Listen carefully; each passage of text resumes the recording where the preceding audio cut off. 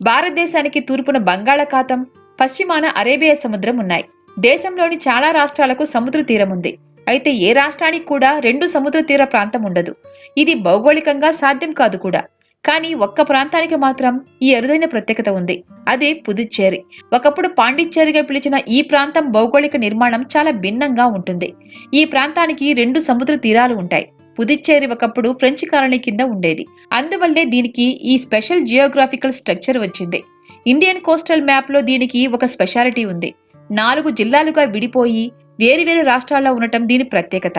పుదుచ్చేరి 4 జిల్లాల్లో 3 బంగాళాఖాతం తీరంలో ఉన్నాయి. అవి పుదుచ్చేరి, తమిళనాడులో ఉండే కరైకాల్, ఆంధ్రప్రదేశ్లో ఉండే యానాం.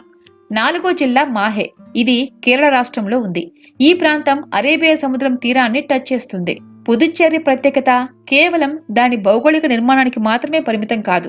దానికి దాదాపు 300 సంవత్సరాల ఫ్రెంచ్ కాలనీ చరిత్ర ఉంది. 1674లో ఫ్రెంచ్ ఈస్ట్ ఇండియా కంపెనీ పుదుచ్చేరిలో ట్రేడింగ్ సెంటర్ను ఏర్పాటు చేసింది. ఆ తర్వాత కరైకాల్, మాహే, యానం ప్రాంతాలు కూడా ఫ్రెంచ్ ఆధిపత్యంలోకి వచ్చాయి. 1954 వరకు ఇవి ఫ్రెంచ్ పాలనలోనే కొనసాగాయి. ఈ సుదీర్ఘ పాలన వల్ల ఇక్కడ ఫ్రెంచ్ ఇండియన్ కల్చర్ కలిసిపోయింది. ప్రస్తుతం చాలా మంది స్థానికులు తమిళంతో పాటు ఫ్రెంచ్ భాష కూడా మాట్లాడతారు. క్రోసెంట్స్, బాగిట్స్ వంటి ఫ్రెంచ్ ఫుడ్ ఐటమ్స్ ఇక్కడ బాగా పాపులర్.